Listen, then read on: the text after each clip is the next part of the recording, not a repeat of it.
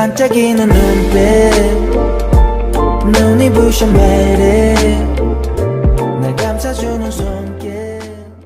Shin Yeo-jin was told that she wasn't fit to raise Eun-chang and had forgotten that she wasn't the only one with parental rights over him. Eun-chang's grandfather had equal rights and he intended to have Goo-hana adopt Eun-chang and raise him. He would make Goo-hana his daughter and Eun-chang's mother. This would also be a way to make up for the wrongs done to Goo-hana. When it was time for Eun-chang to choose, he surprised everyone by saying he wanted to live with his grandmother instead of Aunt Hana. Eun-chang was manipulated by Shin Yeo-jin, who told him that if he chose to live with his grandmother, Aunt Hana would come back and adopt him. Despite the lies, Eun-chang being a child believed his grandmother. Goo-hana, heartbroken by the lies and separation, had to leave. As time went on, Eun-chang began to question his grandmother's promises and the situation started to unravel. It became clear that Shin Yeo-jin was playing a game to keep control over Eun-chang while Goo-hana was left devastated. The truth was finally revealed when Yoon Sung-ho, Eun-chang's biological grandfather, came forward and confronted Shin Yeo-jin. He made it clear that he had just as much right to raise Eun-chang and was determined to take him with him,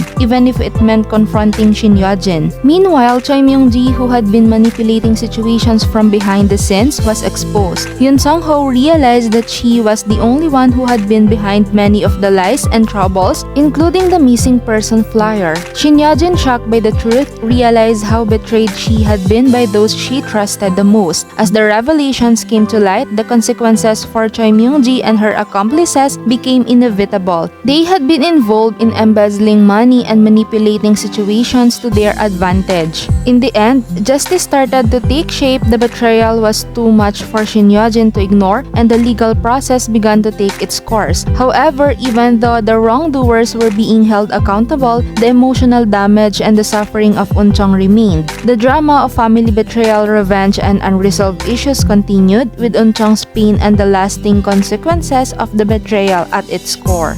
'Cause you are beautiful.